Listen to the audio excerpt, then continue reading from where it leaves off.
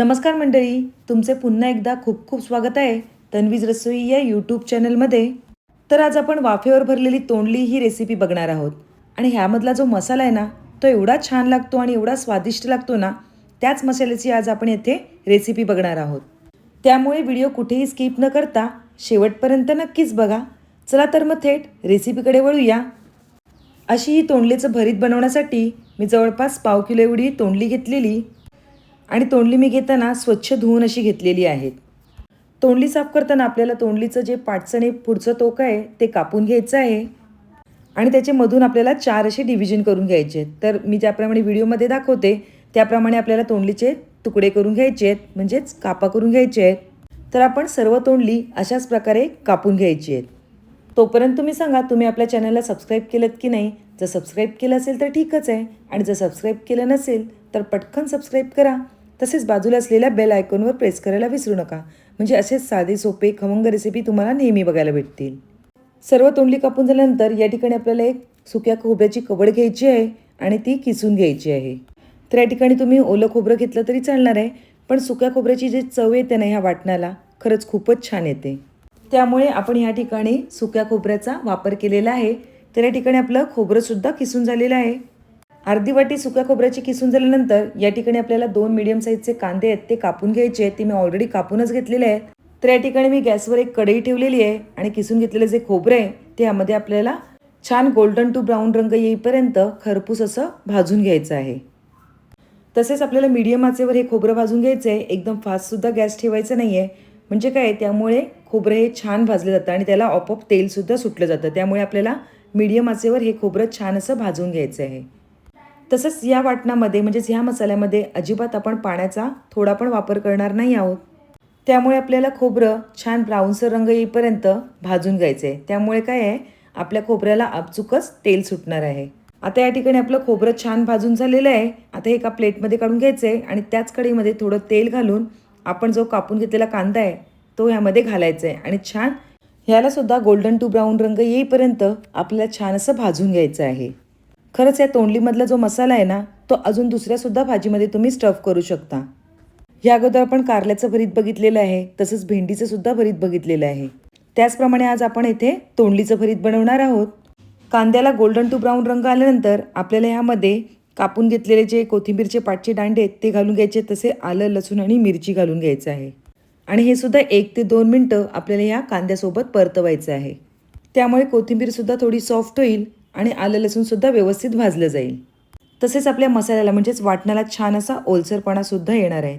त्यामुळे आपल्याला हे सर्व जिन्नस छान असे तेलावर परतवून घ्यायचे आहेत.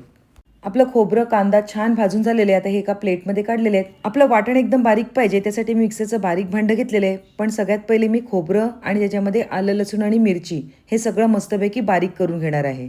आणि नंतर त्यामध्ये आपल्याला कांदा आणि कोथिंबीर जी उरलेली आहे ती सुद्धा ह्या मिक्सरमध्ये म्हणजेच ह्या वाटणामध्ये घालून घ्यायची आहे. या ठिकाणी एकदम आपलं बारीक वाटण तयार झालेलं आहे. आता ह्याच वाटणामध्ये आपल्याला थोडी हळद म्हणजेच अर्धा चमचा हळद घालून घेतलेली आहे. तसंच 1 ते सव्वा चमचा एवढं लाल तिखट घातलेलं आहे. तुम्हाला ज्याप्रमाणे तिखट पाहिजे त्याप्रमाणे तुम्ही घालू शकता. अर्धा चमचा एवढा गरम मसाला घातलेला आहे. तसेच अर्धा चमचा एवढी धणा पावडर आणि अर्धा चमचा एवढी जिरे पावडरसुद्धा घालून घेतलेली आहे. चवीपुरतं मीठ घालून घेऊया आणि हा मसाला जो आहे तो मिक्सरमधून छान असा फिरवून घेऊया. तर यासाठी आपलं तोंडलीला लागणारं जे वाटण आहे म्हणजेच मसाला तो तयार झालेला आहे आणि वाटण छान बारीकसुद्धा झालेलं आहे. आता हा मसाला आपण डायरेक्टसुद्धा तोंडलीमध्ये भरला तरी चालणार आहे, पण आपण थोडं तेल घालणार आहोत ह्यामध्ये आणि हा मसाला जो आहे तो तेलावर छान असा परतवून घेणार आहोत. तेलामध्ये परतवून घेतल्यामुळे आपल्या ज्या मसाल्याची चव आहे ना ती अजून खूप छान होणार आहे आणि तसेच भरीत जास्त दिवस टिकायला मदतसुद्धा होणार आहे. त्यामुळे आपण तेलावर हा मसाला जो आहे तो छान असा परतवून घेणार आहोत.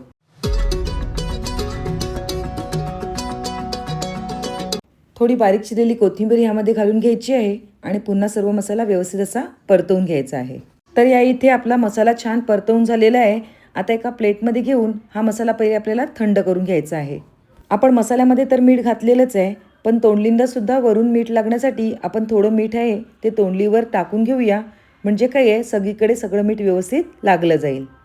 नाहीतर मग जी तोंडली आहे ती आपल्याला फिकी लागेल. त्यासाठी आपण यावर थोडं मीठ घालून घेतलेलं आहे. आता आपण तयार करून घेतलेलं जे भरीत आहे ते आपल्याला या तोंडलीमध्ये भरून घ्यायचं आहे. व्यवस्थित तोंडली ओपन करूया आणि जसं भरता येईल व्यवस्थित तेवढं आपल्याला या भेंडीमध्ये सारण व्यवस्थित म्हणजेच मसाला भरून घ्यायचा आहे. हाच मसाला तुम्ही कारल्याच्या भाजीमध्ये, भोपळी मिरचीमध्ये, शिराळ्यामध्ये, घोसाळ्यामध्ये अशा प्रकारे तुम्ही हे भरीत आहे ते स्टफ करू शकता म्हणजेच भरू शकता. चला तर सर्व तोंडलीमध्ये अशा प्रकारे आपण सगळा मसाला भरून घेऊया.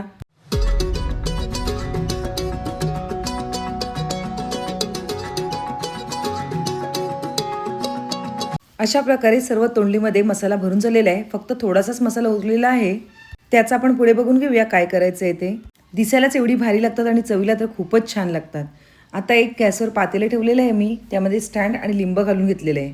आता ही चाळण ठेवून घ्यायची आहे आणि चाळणीवर आपण जी भरून घेतलेली तोंडली आहेत ती संपूर्णपणे ठेवून घ्यायची आहेत. तर सर्व तोंडली आपण ह्यामध्ये ठेवून घेऊया.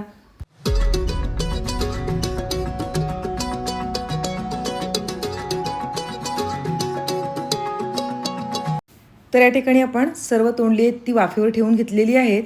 आता ह्याला आपल्याला 10 ते 15 मिनटं छान अशी वाफ काढून घ्यायची आहे. तर आपण यावर झाकण ठेवून घेऊया आणि 10 ते 15 मिनिटानंतर येथे आपल्या तोंडलींचा रंग सुद्धा बदललेला आहे आणि तोंडली छान शिजलेली सुद्धा आहे. सुरीचं एक टोक घातल्यानंतर सुरीचं टोक लगेचच घुसलेलं आहे म्हणजे आपली तोंडली छान शिजली आहे. आणि तसेच टोपामध्ये लिंबाचं साल घातल्यामुळे आपला टोप अजिबात काळा सुद्धा पडलेला नाही आहे.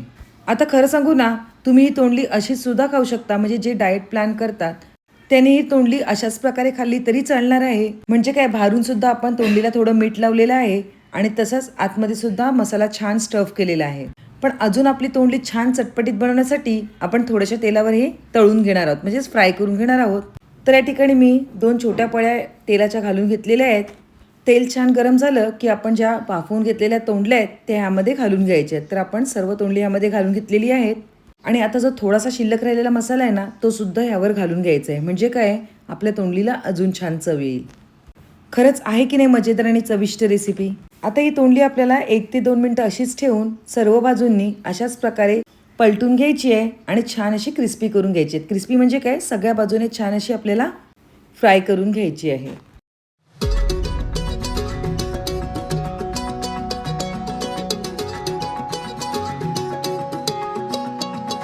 सगळ्या बाजूने सर्व तोंडली आपण मस्तपैकी फ्राय करून घेतलेली आहे आणि येथे आपली भरली तोंडली तयार झालेली आहे. तर तुम्हाला माझी आजची ही रेसिपी कशी वाटली नक्कीच कमेंटद्वारे कळवा. रेसिपी आवडली असेल तर पटकन एक लाईक करा. तसेच तुमच्या फ्रेंड्स आणि रिलेटिव्हसोबत आपली ही लिंक शेअर करायला अजिबात विसरू नका. पुन्हा एक नवीन रेसिपी घेऊन येऊया.